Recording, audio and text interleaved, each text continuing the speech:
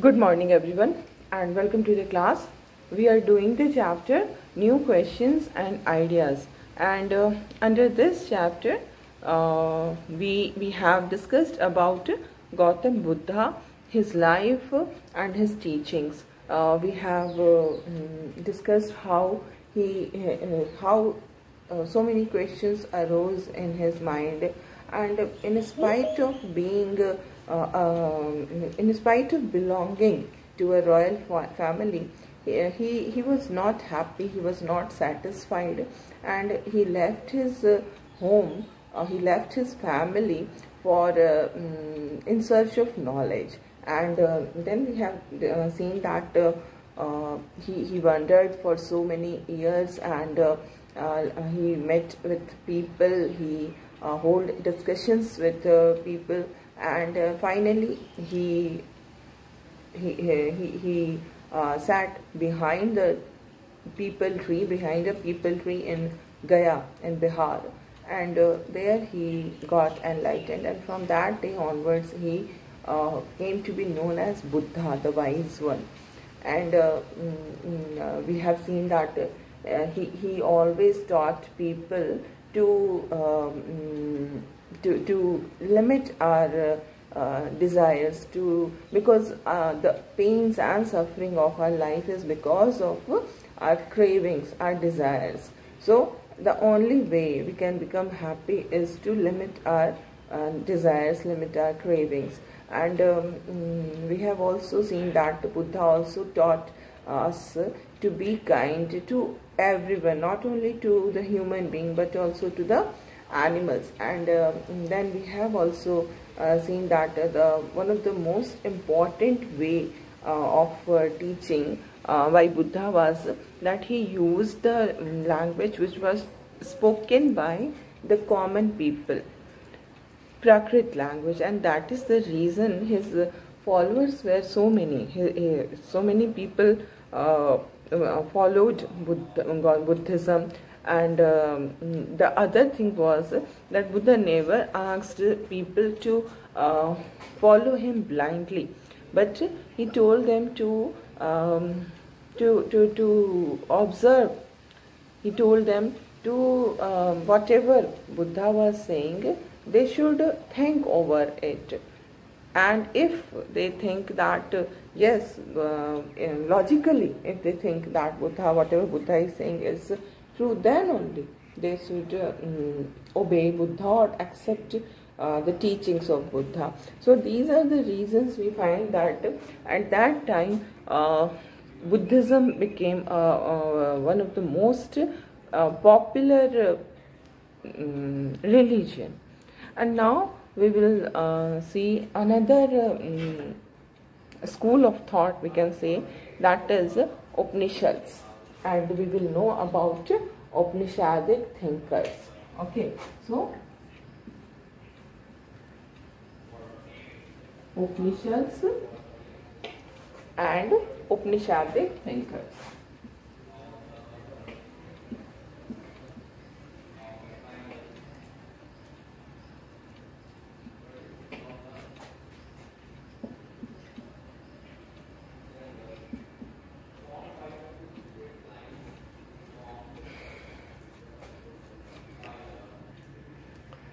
So this was the time when Buddha was preaching, and when Buddha was teaching at that time, and little earlier also, there were some other thinkers, and these thinkers wanted to find answer to difficult questions. As you have seen, as we know, the name of the chapter is New Questions and Ideas, and as I told you in the beginning of the chapter, that because of changes in life, because of changes in society, so many new questions were arising in the mind of those people who used to think a lot, we can say, who used to be thinkers, जो philosophers type के लोग थे, जो thinkers जिनको ज़्यादा सोचने की आदत होती है, इस तरह के लोगों के दिमाग में बहुत सारे क्वेश्चंस उठ रहे थे. And one of such person was Gautam Buddha, and thus because of these new questions and ideas which generated in the mind of Gautam Buddha, this Buddhism came into existence. In the similar way, there were others also. They were also having questions in their mind, and they wanted to, whenever some question arise in our mind, we want answer to that question.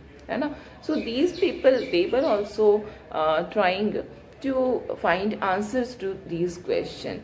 And what was the question? What type of question they were? Like some of them wanted to know about life after death.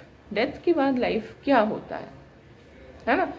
There were some who wanted to know why sacrifices should be performed. जो हम rituals करते हैं उसमें हम कई चीज़ों की sacrifice देते थे. जो उस समय का वैदिक religion था, in that religion so many things were sacrificed in the ritual. So why we sacrifice? What is the utility of sacrifices?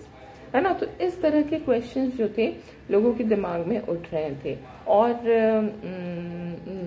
साथ ही साथ ये जो thinkers थे, इनके दिमाग में ये बातें भी आ रही थी कि इस दुनिया में ये जो यूनिवर्स है, पूरी जो ब्रह्मांड जिसको हम कहते हैं, यूनिवर्स के लिए the Hindi term for universe is ब्रह्मांड.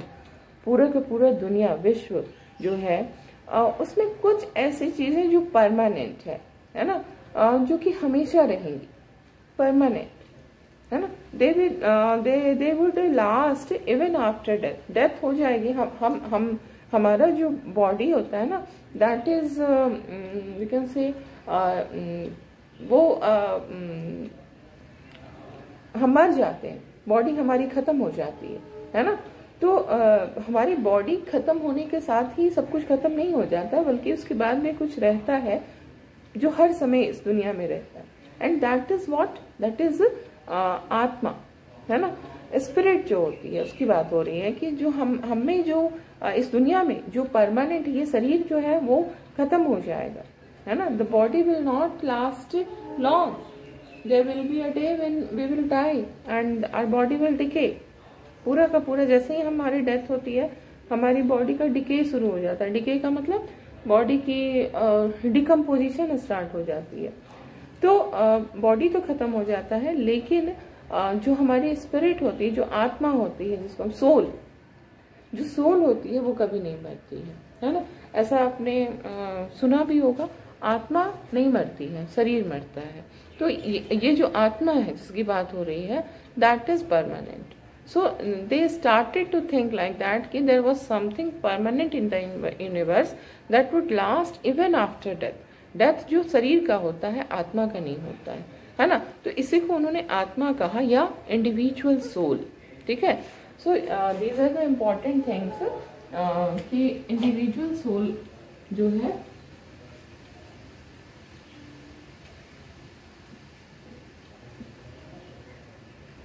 इट नेवर डाइज, है ना. ये परमानेंट होती है, जो हमारी बॉडी के अंदर जो सोल है. और इसी तरह से एक यूनिवर्सल सोल भी होता है.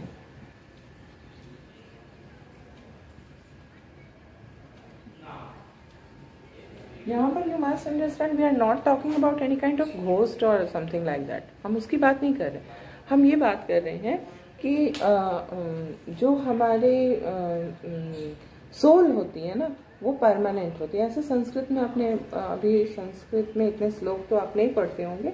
हायर क्लासेस में जब आप संस्कृत पढ़ेंगे तो उसमें ये इस तरह के श्लोक हैं, जो गीता में भगवान कृष्ण ने जो अर्जुन को टीचिंग्स दी है, उसमें भी इस तरह के बहुत सारे श्लोक हैं. हमारा ये जो हिंदुइज्म में जो उपनिषादिक थिंकर्स जिनकी हम अभी डिस्कशन कर रहे हैं, उनका यही मेन इशू है कि जो आत्मा है वो कभी नहीं मरती, शरीर मरता है ना.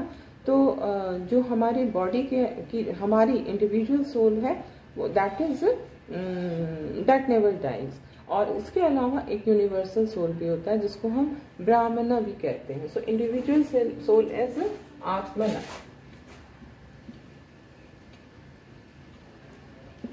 एंड यूनिवर्सल सोल इज ब्राह्मणा. ठीक है.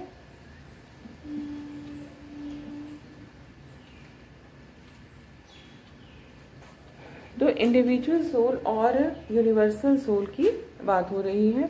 ठीक है. और यहाँ पर इनका ये कहना था कि अल्टीमेटली क्या होता है कि जो हमारा आत्मा है और जो ब्रह्मा है वो एक हो जाते हैं. This individual soul is a part of universal soul. And हम सब में इसी यूनिवर्सल सोल का एक पार्ट हम सब में मौजूद है ना. सो इसमें एक और लाइन आप समझ सकते हैं, अहम ब्रह्मोस्मि. ऐसा भी एक हमारे उपनिषद में ये भी कहा गया, मैं खुद ही ब्रह्मा हूँ. क्यों हम अपने आप को ब्रह्मा कहेंगे? बिकॉज जो इंडिविजुअल सोल है, जो कि आत्मा है, वो यूनिवर्सल सोल का पार्ट है जो कि ब्रह्मा है. तो individual soul is a part of universal soul, atma is a part of Brahma. तो हम सब में ब्रह्मा का अंश है. यही है अहम ब्रह्मोस्मि, है ना. और इसीलिए कहा जाता है कि जो हमारी जो पोटेंशियल है ना, that is unlimited because we all are part of Brahma, है ना. तो हमारे जो पोटेंशियल है, जो कैपेबिलिटीज हैं, वो अनलिमिटेड है. What is the problem? The problem is that we are not aware of this power of our own. हम अपनी खुद की पावर के बारे में हमें नहीं पता होता है, हम इग्नोरेंट होते हैं.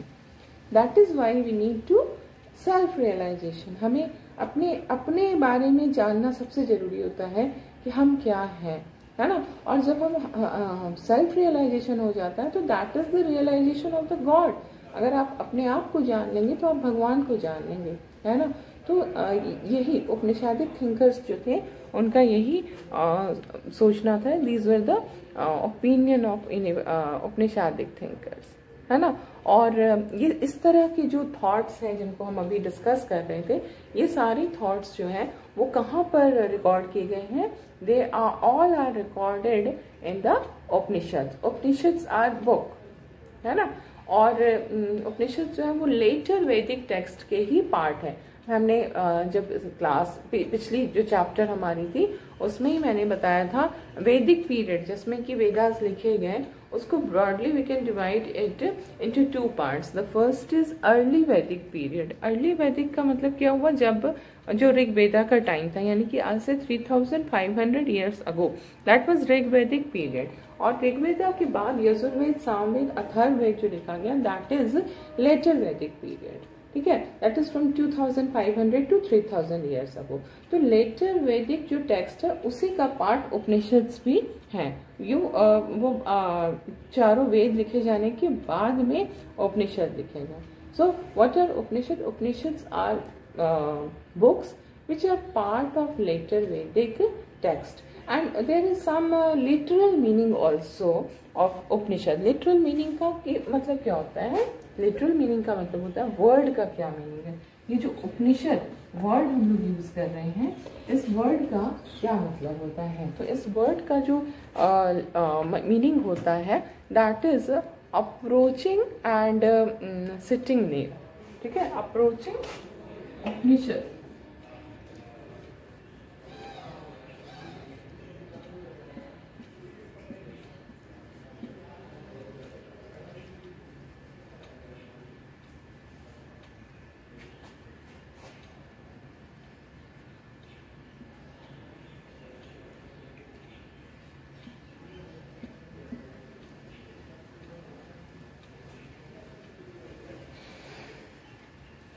Approaching and sitting near.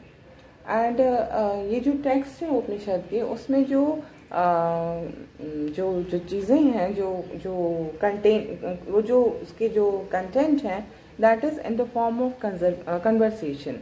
बातचीत हो रही है टीचर और स्टूडेंट के बीच में. ठीक है, it is in the form of conversation between teacher and the student. And dialogues हैं, जैसे हम जो बोलते हैं, है ना, उस तरह के डायलॉग्स हैं. इसी में एक बहुत ही अच्छा एक एक्सर्प्ट आपको दिया गया है. छंदोग्य जो उपनिषद है उसका ये एक्सर्प्ट है, जिसको हम लोग अभी थोड़ा सा उसके बारे में जानेंगे कि कैसी बातें, किस तरह की चीजें उसमें लिखी होती थी. So the name of the Upanishad is Chandogya.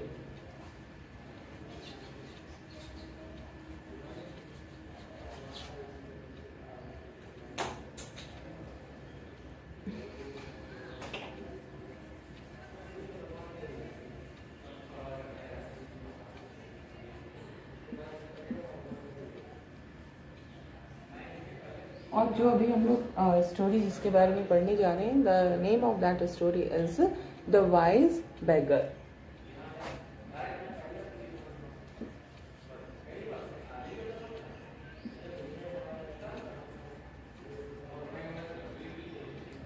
The wise beggar. So what do we mean by this the wise beggar? इस स्टोरी में क्या है? So there were two sages and their name was Saunaka and Abhipratarin. Okay, the name of the two sages are Saunaka and Abhipratarin.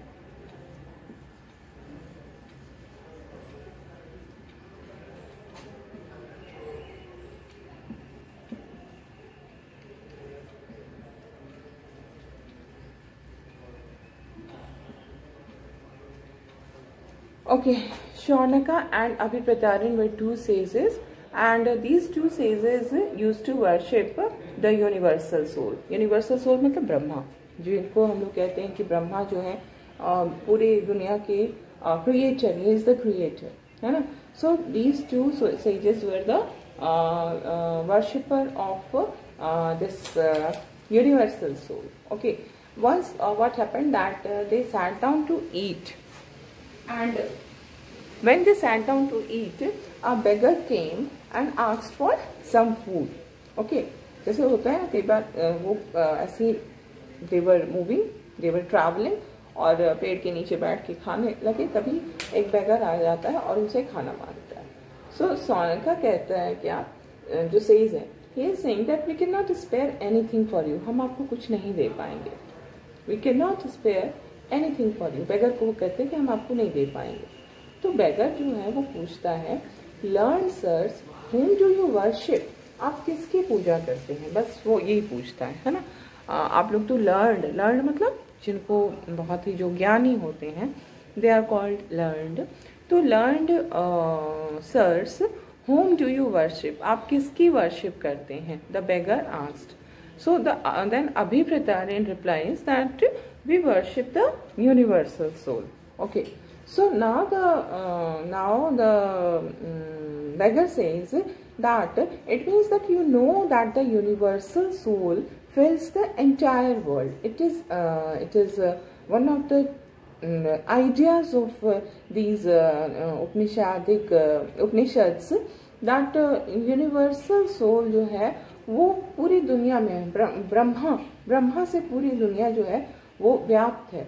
Brahma is omni present, he is present everywhere. कोई भी जगह ब्रह्मा से खाली नहीं. यहाँ पर जो उपनिषद्स हैं उसमें जो आइडियाज है उसमें जैसे एयर जो हम कहते हैं ना कि साइंस में हम पढ़ते हैं कि हवा हर जगह है. Air is present everywhere. कोई भी जगह हवा से खाली नहीं है. वैक्यूम नहीं है. वैक्यूम स्पेस में होता है. जहाँ पर लाइफ है, जहाँ अर्थ है, वहाँ एयर है. तो Brahma is just like air, है ना. ब्रह्मा जो है वो पूरी दुनिया में व्याप्त है और हर इंडिविजुअल सोल जो है उस यूनिवर्सल सोल का, उस ब्रह्मा का पार्ट है ना. तो चूंकि उन्होंने कहा कि आप यूनिवर्सल सोल को वर्शिप करते हैं, तो आप जरूर जानते होंगे कि जो यूनिवर्सल सोल है वही पूरी दुनिया को फिल करता है. पूरी दुनिया में वो फैला हुआ है ना. तो सेजेस दोनों ने कहा, अभिप्रतारिन और सौनका, उन्होंने कहा यस वी नो, है ना. तो अब जो बेगर है वो पूछ रहा है कि अगर यूनिवर्सल सोल पूरी दुनिया में फैले हुए हैं, हर किसी के अंदर यूनिवर्सल सोल है, तो मेरे अंदर भी यूनिवर्सल सोल होगा, है ना. जैसे कि हमने देखा था individual soul is a part of universal soul. तो मेरे अंदर भी तो वो ब्रह्मा जी होंगे ना, है ना. तो who am I but a part of the world. मैं भी तो इस दुनिया का हिस्सा हूँ और इस दुनिया में अगर ब्रह्मा व्याप्त है, ब्रह्मा फैले हुए हैं, तो मुझ में भी ब्रह्मा जी हैं, है ना. So now the sages are saying that you speak the truth. बिल्कुल आप सही कह रहे हैं. अब उनको समझ में आया, है ना, कि ये तो बिल्कुल सही कह रहा है कि हाँ ब्रह्मा जो है वो इसके अंदर भी है, हमारे अंदर भी है, सबके अंदर ब्रह्मा है. सो now the beggar is saying that if you are not giving food to me, you are actually denying food to the universal soul, है ना. अगर आप मुझे खाना नहीं दे रहे हो तो आप यूनिवर्सल सोल को खाना नहीं दे रहे हो, क्योंकि मेरे अंदर क्या है, I am a part of universal soul. है ना। आप यूनिवर्सल सोल की पूजा कर रहे हो और यूनिवर्सल सोल अगर आपसे खाना मांग रहा है तो आप उसको खाना नहीं दे रहे हो, तो दिस इज रॉन्ग। फिर आपके वर्शिप का तो कोई मतलब ही नहीं रह जाता है ना। And now the sages realise the truth of what the beggar said and then they share their food with him. This is the thing, हर इंसान में भगवान होता है। ऐसे बहुत सारी बातें आप लोग सुनते हैं, बहुत छोटे हैं आप, बट इस तरह की बातें आप सुनते होंगे। हम आपस में इस तरह की, मतलब आपस में तो नहीं, कभी कभी इस तरह की बातें सुनने को मिलती हैं। हर इंसान में भगवान होता है, हर इंसान भगवान का हिस्सा है, इसलिए हमको किसी के भी साथ बुरा ट्रीटमेंट नहीं करना चाहिए, क्योंकि हम जिसके साथ बुरा ट्रीटमेंट कर रहे हैं actually he is a part of that universal soul, he is a part of Brahma. तो I am not treating badly with a person, actually I am treating badly with the universal soul, है ना। So these, in this way we find the text were there in the this Upanishads, dialogues के form में. Okay, and now we will see कि उपनिषद्स जो थे उनके बारे में कुछ और भी चीज़ें हैं। जैसे ज़्यादातर जो उपनिषादिक थिंकर्स थे वो मैन हुआ करते थे, है ना। मैन में भी स्पेशली ब्राह्मण्स एंड क्षत्रियस जो थे वही उपनिषादिक थिंकर्स होते थे, ठीक है।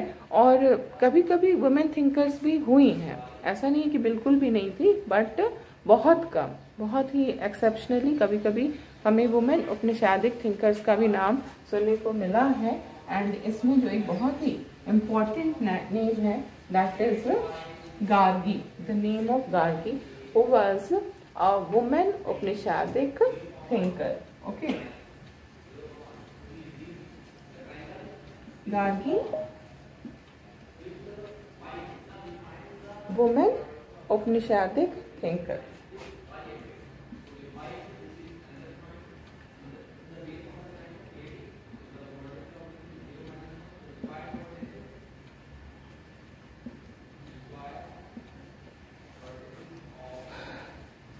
So Gargi, she was very much famous for her learning, and she participated in debates also, the debates which were held in royal courts.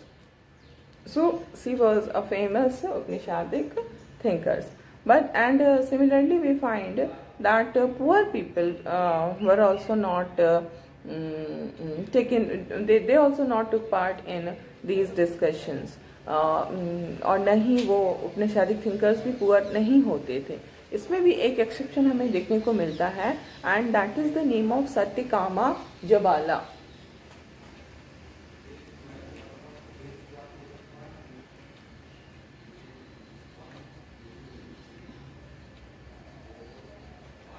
Satyakama Jabala.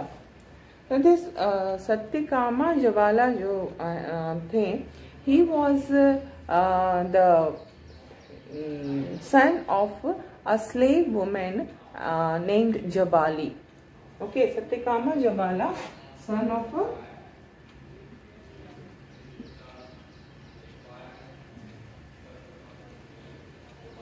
slave woman, and the name of this slave woman was Jabali, and that is why he is known as Satyakama Jabala. तो जो सत्यकामा जबाला थे वो slave के बेटा था वो, है ना। तो but in spite of being a son of a slave, he had a deep desire to learn about reality, है ना। बिकॉज उस समय तो सब कुछ बर्थ से ही डिसाइडेड होता था। If you have taken birth in a slave family, then you will have to do the work of a slave only. But here we see that Satyakama Jabala was having deep desire to learn about reality, है ना। He was and because of his these deep desire, he was accepted as a student by a Brahmin teacher whose name was Gautama. Gautam नाम के एक ब्राह्मण teacher थे, उन्होंने accept किया था सत्यकामा जबाला को एज ए स्टूडेंट, जबकि उस समय ऐसा नहीं होता था। मोस्टली ऐसी चीज़ें हमें नहीं देखने को मिलती है, क्योंकि जो ब्राह्मण्स थे वो टीचिंग करते थे, but they were supposed only to teach the children belonging to Kshatriyas and Brahmins. Vaishya को भी मना ही नहीं थी, बट वैश्य जो थे वो आते भी नहीं थे, और शूद्रास को तो मना ही थी, जो स्लेव्स हुए। उनको तो मना किया हुआ था, लेकिन यहाँ पर हम देख रहे हैं कि जो गौतम जो ब्राह्मण टीचर थे उन्होंने एक्सेप्ट किया था इनको as a student, and he became one of the Satyakama Jawala, he became one of the best known thinkers of the time. So many of the ideas of the Upanishads were later developed by famous thinker Shankaracharya, जिसके बारे में आपने class 7 में आप पढ़ेंगे, है ना। शंकराचार्य ने इस उपनिषादिक थिंकिंग को और भी आगे बढ़ाया, तो that is very important. So we have done about Upanishads and Upanishadic thinkers, and now we will move to new school of thought, and that is Jainism.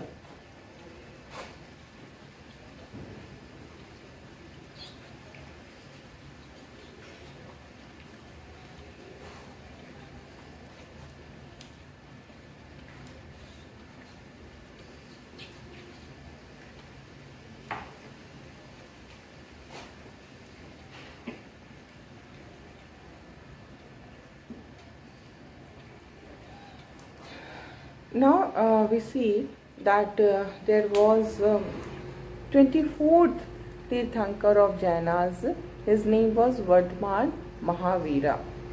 Okay, he was the last and 24th Tirthankar of Jainism. Last and 24th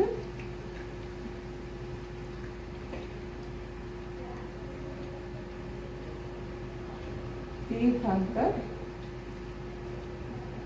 है ना, yes, last and 24th तीर्थंकर of Jainism. Who was the 24th and last तीर्थंकर of Jainism? He was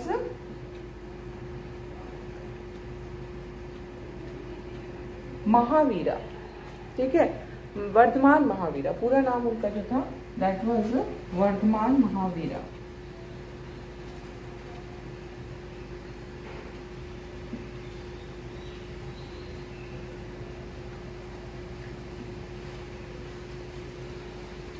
And Mahavira, he also spread his message around this time only, around 2500 years ago. ये पूरा chapter हमारा 2500 years ago का, ये 2500 years ago में इस तरह के न्यू आइडियाज जो थे वो जनरेट हुए थे. And now we see about Vardhaman Mahavira. He was a Kshatriya prince of Licchavis. Licchavi क्या था? It was also a group that was part of Vajji Sangh. हमने वज्जी के बारे में पढ़ा था, है ना. वज्जी का ही एक वज्जी संघा जो था उसी का एक पार्ट था लिच्छवी. और जो हमारे वर्धमान महावीर है, he was Kshatriya prince of Licchavis, ठीक है. So this is also important.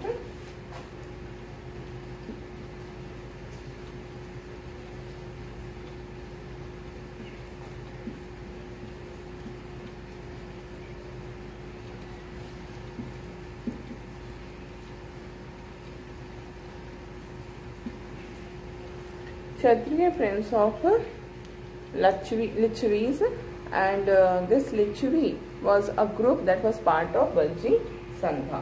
ठीक है, वज्जी संघा के ही वो पार्ट थे.